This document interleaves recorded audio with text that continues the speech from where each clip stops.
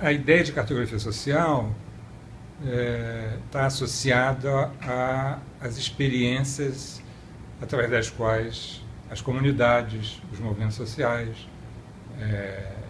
associações localizadas no espaço começam a elas próprias a fazer seus mapas. Quer dizer, elaborar representações do espaço em que vivem e trabalham.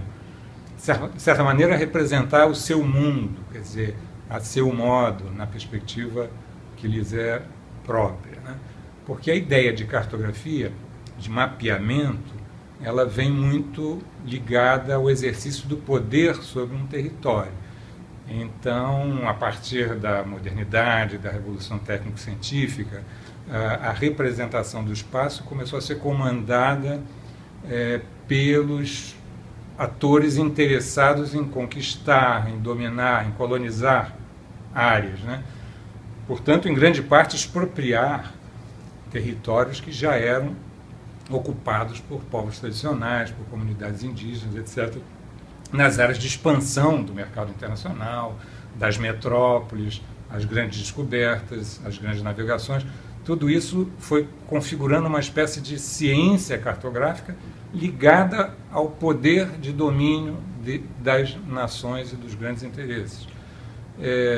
A partir dos anos 70, 80, se começa a problematizar esse monopólio da representação do espaço por parte, seja do Estado, seja dos empresários, dos grandes capitalistas que estão mapeando o território das riquezas potenciais que eles pretendem mobilizar e se apropriar para a produção de lucro, né?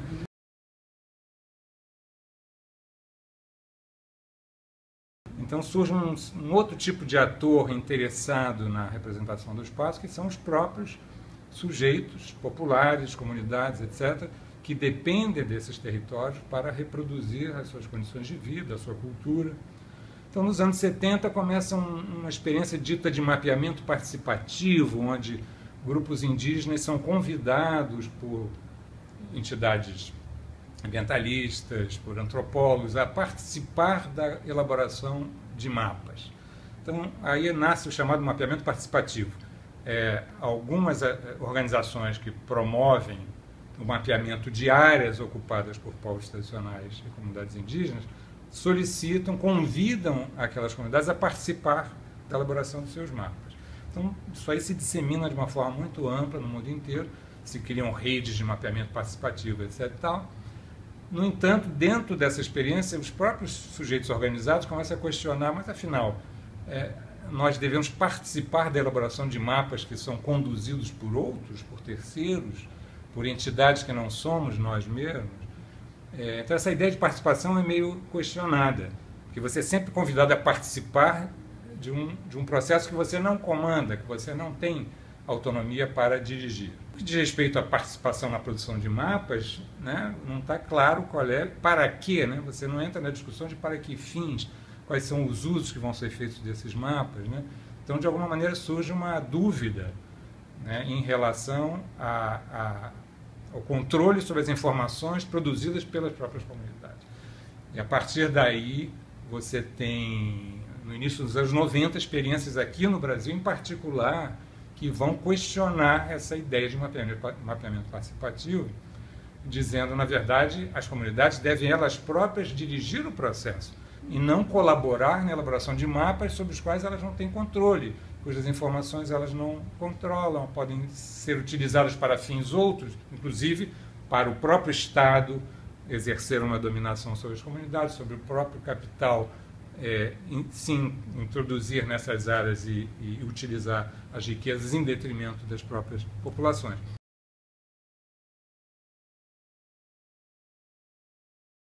Então, aí em 92, eu tenho uma experiência chamada Guerra dos Mapas, né, onde os movimentos sociais, eles próprios começam a ser formados na representação espacial da cartografia ocidental, essa que é, de fato, utilizada tanto pelo Estado como pelas empresas, e começa a usar essa tecnologia para fins de construir a sua própria representação.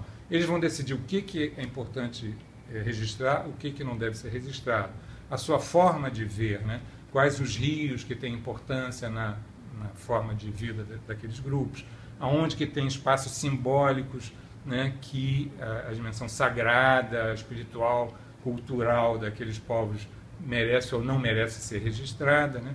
Então eles detêm um controle político sobre para que fazer o mapa, por que fazer, o que nele colocar e para que fins fazê-lo.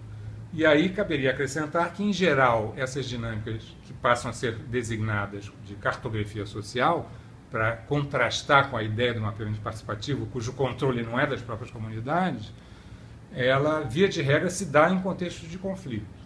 São lutas territoriais ou lutas ambientais, nas quais essas comunidades, se sentindo ameaçadas, começam a construir a sua representação de uma territorialidade que lhes é própria e que frequentemente entra em conflito, digamos, com a territorialidade da propriedade privada, dos grandes projetos do agronegócio, né, das grandes mineradoras, e aí que nós estamos hoje numa espécie de diversificação e intensificação dessas experiências, refletindo justamente o fato que esses conflitos vêm se multiplicando. A expansão dessa fronteira do mercado, do agronegócio, da grande mineração, das hidrelétricas, está levando que essas comunidades utilizem esse instrumento como uma forma de luta, de resistência contra a ocupação dos seus espaços por grandes interesses que acabam expropriando-os do controle sobre seus próprios territórios.